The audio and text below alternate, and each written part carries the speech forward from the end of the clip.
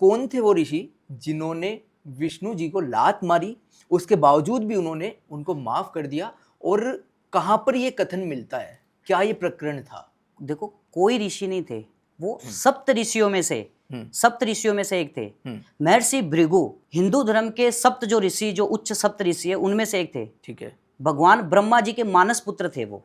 यह दो भाई थे। एक इनके बड़े भाई का नाम था अंगिरा ऋषि। ठीक है। जिनके पुत्र बृहस्पति जी हुए, जो देवगणों के पुरोहित, देव गुरु के रूप में जाने जाते हैं, उनको माना जाता है। और महर्षि भृगु ब्रह्मा के मानस पुत्र थे।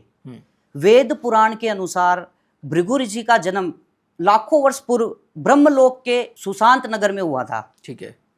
जिन्होंने त्रिमूर्ति ब्रह्मा विष्णु महेश की परीक्षा लेकर भगवान विष्णु को सर्वश्रेष्ठ घोषित किया था, सिद्ध किया था उनको। आपने बोला कि कोई ऋषि थे, वो सप्त ऋषियों में से एक थे, भृगु ऋषि, और उनके ही हम वंशज है, भृगुवंशी। ठीक है। तो हमारा ये एस्ट्रोलॉजी का जो कार्य है, जो काम है, ये हमारे पीढ़ी दर पीढ़ी से ये करते आ रहे हैं, हमारे चलता आ रहा है, ये उन्हीं की देन है। जो भृगु ऋषि थे, वो महान ज्योतिषाचार्य थे, महान ज्योतिषी थे। ठीक है। जो भृगु संहिता नाम का जो ग्रंथ है, वो उन्होंने ही लिखा था।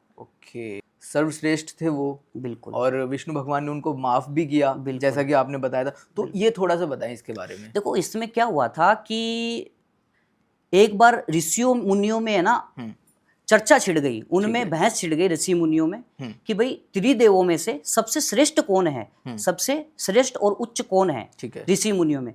तो भगवान जो हमारे महर्षि भृगु ऋषि है, वो स्वयं उन तीनों की परीक्षा लेने के लिए, या उन तीनों को ये साबित करने के लिए, सिद्ध करने के लिए कि इन तीनों में से सर्वश्रेष्ठ कौन है, तो वो स्वयं पहले गए भगवान ब्रह्मा जी के पास, अपने पिताजी के पास।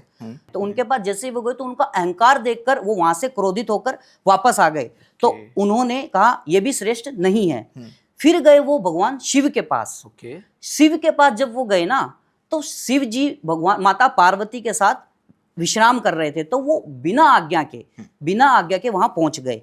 तो वहां पहुंचने के बाद शिव क्रोधित हो गए कि बिना आज्ञा के ये यहाँ आ गए, कैसे आ गए? हाँ, बिना आज्ञा के ये कैसे आ गए यहाँ पर। तो क्रोधित हो गए, क्रोधित होकर उनका अपमान कर दिया। तो वहां से भी वो वापस आ गए, उनको भी उन्होंने श्रेष्ठ नहीं माना।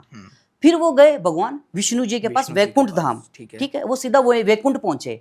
वैकुंठ पहुंचने के बाद भगवान विष्णु शेषनाग पे अपने विश्राम कर रहे थे। शेषनाग पे विश्राम वो कर रहे थे। तो उनको लगा, जब भृगु ऋषि वहां पहुंचे, तो उनको लगा कि भगवान विष्णु मुझे देख करके अनदेखा कर रहे हैं, मुझे नजरअंदाज कर रहे हैं। ठीक है, ये उनको लगा।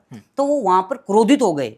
और पहले वो ब्रह्मा जी के पास और शिव जी के पास से निराश होकर आए थे, और वहां उनको देख करके कि मुझे नजरअंदाज किया जा रहा है, तो वो क्रोधित हो गए, क्योंकि वो सप्त ऋषियों में से एक थे। ठीक है। और ब्रह्मा के मानस पुत्र थे।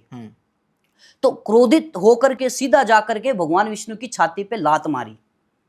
ठीक है। उन्होंने, तो जब भगवान विष्णु की छाती पे उन्होंने लात मारी ना, तो भगवान विष्णु क्रोधित नहीं हुए, उन्होंने उनके चरण पकड़ लिए और कहा कि महर्षि, आपके चरणों, आपने मेरी छाती पे लात मारी, मेरी कठोर छाती पे आपने लात मारी है, तो आपके चरणों को चोट तो नहीं लगी? आपके पावन चरणों को, आपके कोमल चरणों को चोट तो नहीं लगी? तो उन्होंने उनके चरण पखारे। विष्णु भगवान ने, जो तीनों लोकों का पालनहार है, विष्णु जी जो तीनों लोकों का पालनहार है, इस सृष्टि के रचयिता है भगवान ब्रह्मा जी, जिसने सृष्टि बनाई। और जो पालनहार, जो हमारी पालन कर रहे हैं, जो पालनहार है सृष्टि के, वो भगवान विष्णु है। और संगारक है भगवान शिव। ठीक है। तो तीनों लोकों के स्वामी, तीनों लोकों के पालनहार को छाती पे जब उन्होंने लात मारी, तो उन्होंने बोला कि आपके पावन चरणों को, आपके कोमल चरणों को चोट तो नहीं लगी? तो उनकी ये उदारता देख करके, उनकी विनम्रता देख करके, भगवान विष्णु की विनम्रता देख करके उनके अश्रु आ गए और वो भावुक हो गए। ऋषि जी जो महर्षि भृगु ऋषि है, वो भावुक हो गए कि इतनी उदार है ये प्रभु। तब ये तीनों को आजमाने के बाद भृगु ऋषि ने यह उनको सर्वश्रेष्ठ सिद्ध किया। इसी कारण किया कि वो परम दयालु है और वो सच्चे जगत के सच्चे पालनहार है। इसी तरह की और शॉर्ट क्लिप देखने के लिए चैनल अभी सब्सक्राइब करें।